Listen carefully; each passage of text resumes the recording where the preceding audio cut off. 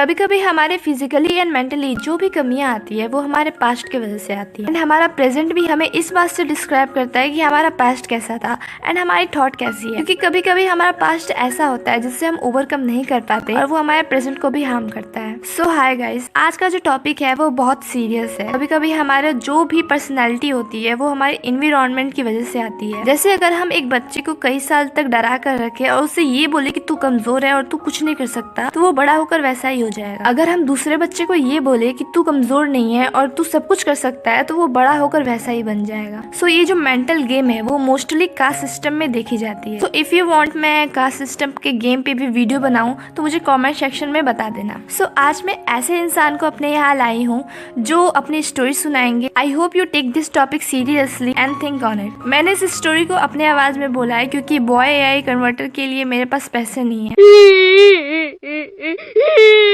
हम लोगों ने गरीबी देखी है। So bro, now you can start. Hi, मेरा नाम सौर्य है एंड मैं लगभग 40 साल का हूँ। आई बिलोंग टू समवेयर जो मैं नहीं बता सकता। सो मेरी जो फैमिली है वो बहुत ही रिच है। I belong to rich family. इतना रिच है कि हम खाने में भी पैसा खाते हैं। सॉरी, मैं मजाक कर रहा था। मेरे जो फादर थे वो बहुत ही एब्यूजिव थे। सो मैं ये स्टोरी अपनी मॉम से स्टार्ट करना चाहूंगा। मेरी मॉम एक वेल एजुकेटेड वुमेन थी। सो मेरी मॉम जब 25 एज क्रॉस की तो उनकी शादी कर दी गई। मेरी मॉम की शादी के बाद सब कुछ महीने तक अच्छा चला। फिर जब मैं पेट में था तो मेरी मम्मी को पता चला कि मेरे पापा का अफेयर किसी और से है। वैसे तो मेरी मम्मी भी कुछ ठीक नहीं थी। मेरी मॉम जब प्रेग्नेंट हुई तो मेरी मॉम या फिर मेरे पापा दोनों में से कोई खुश नहीं थे। यहाँ तक कि मेरी दादी बताती थी मेरी मॉम मुझसे इतना नफरत करती थी कि उसने मुझे अपने पेट से ही मारना शुरू कर दिया था। एंड ये सिर्फ मैं अपने दादी के बातों पे विश्वास करके नहीं कह रहा, मैंने ये महसूस भी किया है और मैं देख भी सकता हूँ। She just been ready to give me birth only cause of my father side family. मेरी मम्मी की फैमिली तो ये तक कह रही थी कि गिरा दो इस बच्चे को।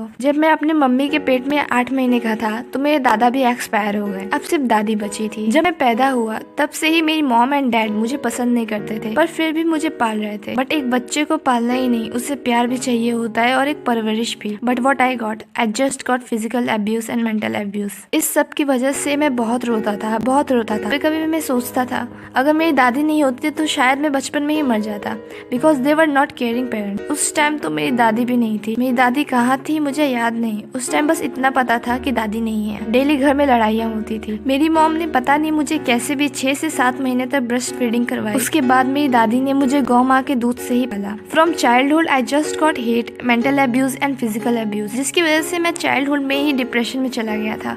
मैं खुद से नफरत करने लगा था।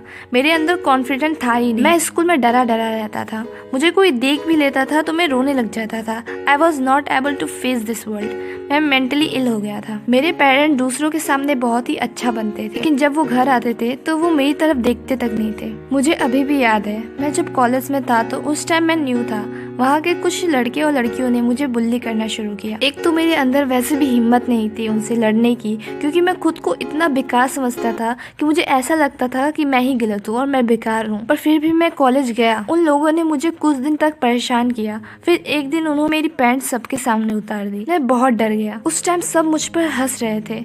कोई नहीं था जिसने मुझे बचाने की कोशिश की। उस टाइम ऐसी फीलिंग आ रही थी जैसे किसी ने मेरा गला घोट दिया हो। मैं सह नहीं पा रहा था। यहाँ तक कि लोगों ने वीडियो तक बनानी शुरू कर दी। मैं उस जगह से कई घंटों तक नहीं हिला।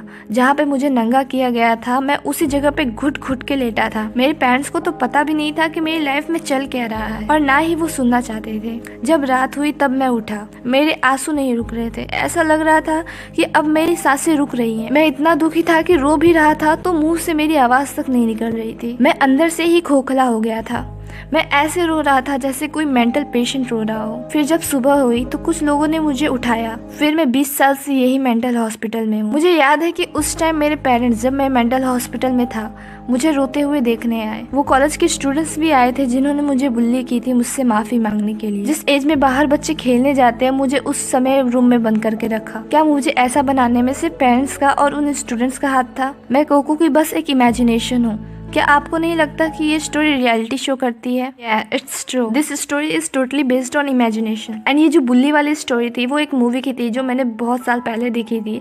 सो मैंने सोचा कि इसी में ऐड कर दूं। ज्यादातर क्या होता है कि कोई भी इंसान रूड, डरपोक, फिजिकली एंड मेंटली कमजोर, एंड जो भी उसके थॉट प्रोसेस होते हैं वो उसकी पास्ट की वजह से होता है। यहाँ तक कि कितने लोग होते हैं जो इंसान से ज्यादा एनिमल से ज्यादा अटैच्ड होते हैं only cause of their past. जैसे एक एनिमल को जब अब्यूज किया जाता है तो चाहे तुम उसे कुछ भी खिला पिला लो, वो बीमार हो जाएगा और बस मरने का इंतजार करेगा।